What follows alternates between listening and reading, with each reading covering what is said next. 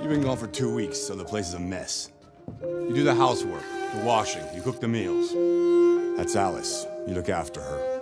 Homework, bath, all that crap. Got it? Right away, Todd. Hi, my name is David Cage. I'm the writer and director of Detroit Become Human. We're here in Paris, and as we just introduced this new playable scene from Detroit featuring this character called Kara, we thought it was a great opportunity to revisit the origin of this character in this short video that we created in 2012. Let's have a look. So it's been years since I haven't watched this again. I tend not to go back to my previous work. When it's done, but it's always a great pleasure to watch it again. Initially, this piece was just a tech demo. I mean, it's never been something we intended to become a game. It was a tech demo that I wrote very quickly because we wanted to see what kind of emotions would come across in our brand new real-time 3D engine that was running in real time on PlayStation 3.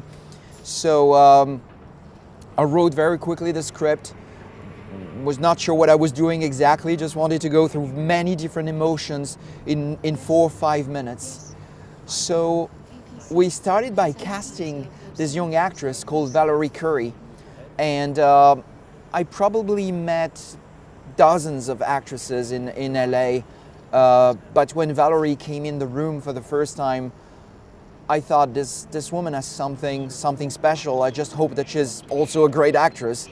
And actually she delivered the most impressive performance I've seen. And it's a very difficult piece because it's going from being a robot to being a human being, basically, and having emotions and being able to cry and all these things. Very challenging script, very difficult, and Valerie did an amazing job. So all these things with the robotic arms that you see moving around was another major challenge we had. My God, it was really something difficult, because actually we wanted the actress to be aware of the presence of these robotic arms, and so know where they were and be able to look at them and maybe push them back at some point, as we will see. So basically we had like 3 people on set faking the arms and just, you know, with this very precise choreography, just making sure that they were moving the right way at the right moment so she could react and push them back and look at them at the right moment in the right timing. So all this is perfectly choreographed, and it was a real nightmare to make, and I think the people who did it still remember it today. So one of the challenges we had was to play with this character, make her look human, but at the same time look like an android. And one of the first questions that we had was, how are we going to make her believable, human, so people care for her and not just say, oh, it's a robot, I don't care, I don't share emotions, I don't feel any empathy. And actually the performance of Valerie Curry answered that question for us, because her performance was so moving that it became very natural and it came very easily. We just heard her singing in Japanese, so in order to do this, and before that she spoke French and German, I think, if I remember well. Of course, it's not Valerie. She has a lot of talents, but she doesn't speak so many languages. So we had to work with a Japanese singer who just did this bit, and with a French actress and a German actress to do the different languages. And at the end, we put everything, of course, on Valerie's face, so it looks like it's Kara speaking different languages.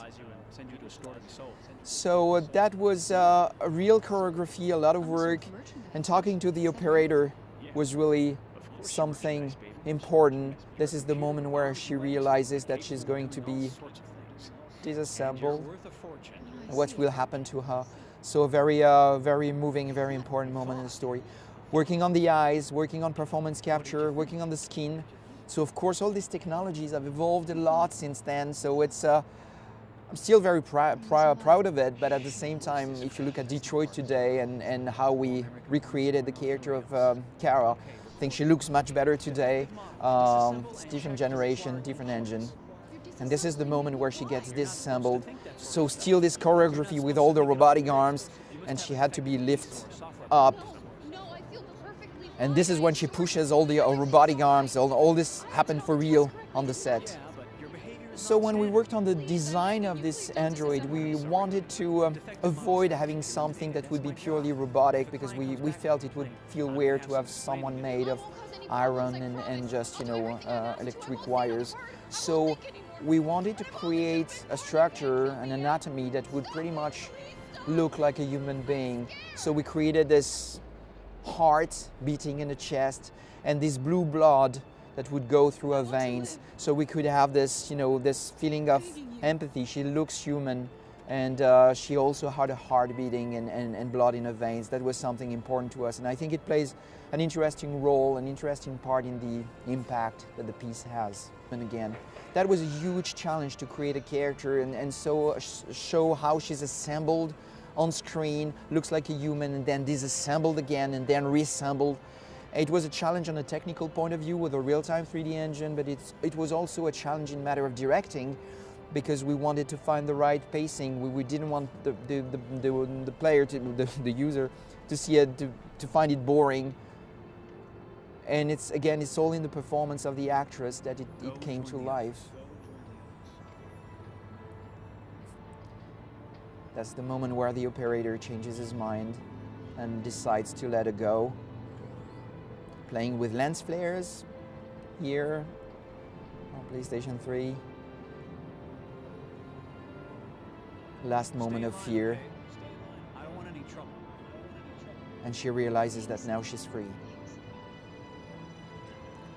And we wonder where she goes, and actually she goes in a box, and we realize that there are many models like her, but we also understand that she's very unique and very different. And of course, when she leaves the factory like this, we really wondered what will happen to her from this point. Where does she go? Where is this factory? Where is it in the world? What will happen to her? And this is the story that we try to tell in Detroit Become Human. Well, it was great watching this again after all these years, but Kara's journey now continue, and it's in Detroit Become Human on PlayStation 4. My name is Kara. I am one of them. This is our story.